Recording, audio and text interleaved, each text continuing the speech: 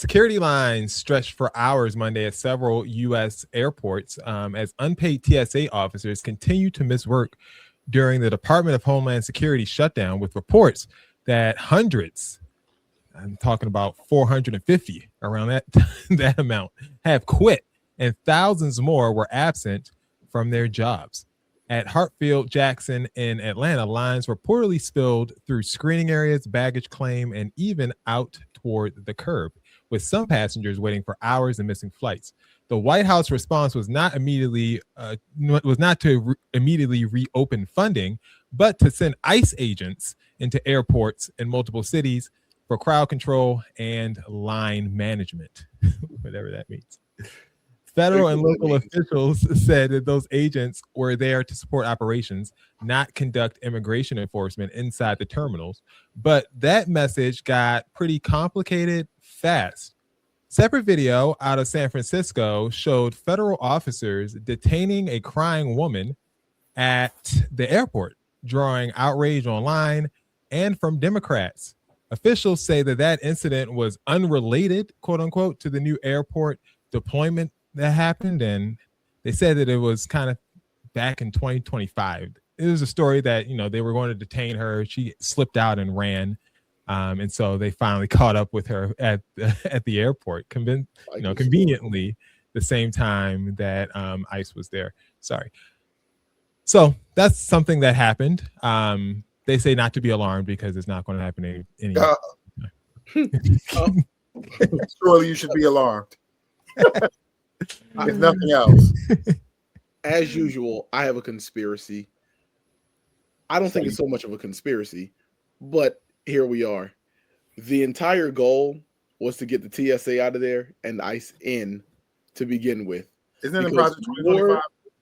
More undocumented peoples come to America on a plane than they do in those little tunnels they try to peddle on the news. The entire plan was to get TSA out and ICE in so they can screen who's coming in and who's coming out. That's how tyranny works. I 100% believe that that's exactly what they're doing. And if we believe that ICE is volunteering because they care so much about the American people and their travel that they want to make sure that we are not inconvenienced, we are as stupid as we look. I too have a conspiracy about it. Not necessarily that the goal was to put ICE in and take TSA out, but I think that I think that overall, like there was a push to do this. I think this is very strategic. I did read that this was in Project 2025, but I can't tell you exactly where, so I don't know if that's true or not. But I do believe that this was kind of done to drum up support for ICE too, because if you're in those long, ridiculous lines, you're missing flights, you're there for 6 hours for a flight or whatever, you get to this point where you're agitated, where it's like, I need something to work in my favor. And if ICE agents are in there and they're helping this line move about, passing out soup, American people, just helping the line go faster. If they're doing that, essentially they're doing the job of the TSA agents. If ICE workers are doing that, American people, for the most part, are going to applaud it. They're going to be okay with it because they're getting what they want. It's convenient to them. Create a problem and pretend to solve a problem. It's very, very simple when it comes to propaganda. If people read more, they would really be able to very quickly identify. You can't say I don't read?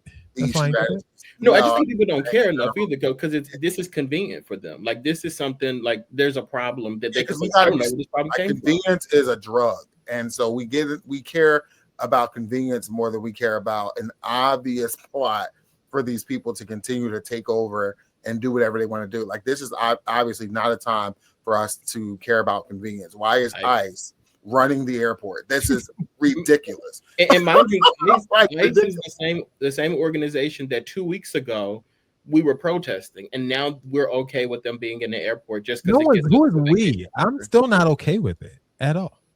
Not even close. I think we mean the majority of the people who are waltzing there behind those lines, like, oh, thank God. I don't think anyone said. You think people are saying, "Thank God, ICE is here"? Yes.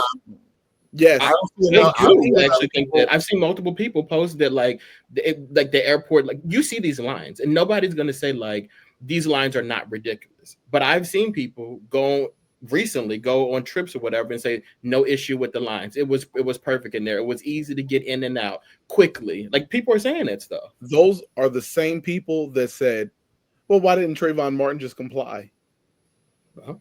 Why didn't he just comply? They're out there. They are saying this. There was more to the story. Oh, sorry, we went off.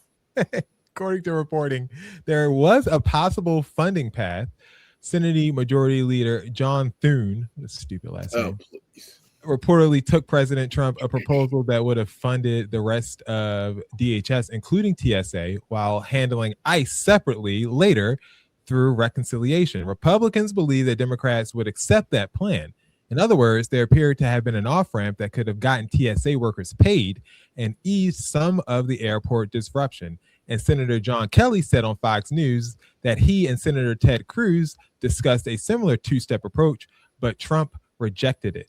Kennedy's description to all of this was pretty blunt, saying that the president said no deals with the Democrats.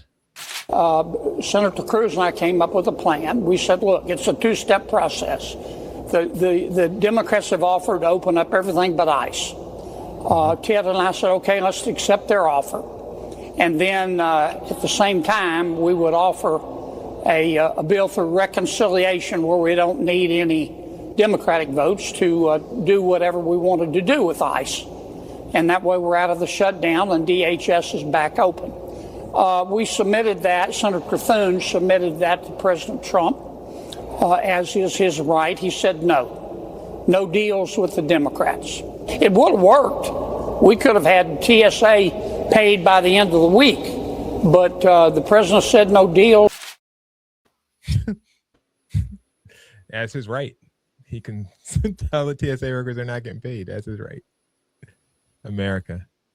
So a solution may have existed, but the president himself shut it down. The White House is still blaming Democrats for the impasse. This is a picture from the Department of Homeland Security governmental page with the headline for the podcast listeners: Spring Break Under Siege.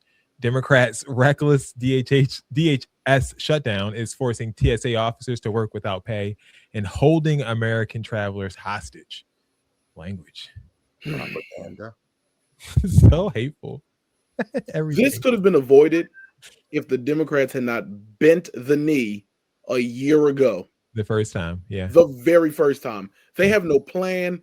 The Republicans came in with their communist manifesto and they went to work. The Democrats are sitting around twiddling their thumbs, putting on kente cloth and bending the knee. But if your party controls the House, the Senate, the presidency, and they have the majority in the Supreme Court, can you really blame Democrats for anything? Like, yes, set fire to the rain. Yeah, you should have used the power that you had to do what you're supposed to do. It's really very simple. Right. You didn't have a lot of power, but the power that you did have would have prevented a lot of stuff, and you should have used it. Well, what about now? Is it just still going to be Democrats? Well, now you just got to pray. You just pray now. Like, that's what you do. You pray. You get on your hands and knees and you pray to your God that something like works in your favor. But I will say though, and I just want to take this time just to say, like, a lot of people in our generation, they love to say that their vote doesn't count. And like, to those people, like, looking at this situation right now, this is a very real example of what happens when you choose to vote a certain way or when you don't vote at all. Like, this is our fault. Like, we can say it's the Democrats, we can say it's the Republicans, but overall, it's the people who decided to vote or not vote this human being into office. Eric, as someone who works for the federal government, federal government, if you're not getting paid, are you coming to work? Do you feel anything for these TSA officers? It's not happening, Captain. But hold on, but then I do feel for these TSA officers, and like, I know it's easy to say like I wouldn't go to work, but this is difficult. This job market is terrible out here too. So like, it's hard to just quit a job and find something quickly. And like, if you know a TSA officer and you have a little bit of extra funds, please send it over to them. Shout out to Levi saying, comfort and convenience keeps the masses in twilight, perfect for robbing us blind of everything. And Darren also wasn't sure who's happy that ICE is there. Like, why would you be happy? Was Darren at the airport? I guess I just made it up. Yeah. Were y'all at the airport? Yeah. Y'all was scoping with your little microphone? Was scoping. I want to see who looks happy. Damn right. Okay. If anybody traveling anytime soon? We ain't got no money. You got a little bit. I gotta go to Jay-Z because I can't go to Mexico. Well, we wish everybody the absolute best in their travels. That's it for politics this week. That's all. They're just taking over government. That's it.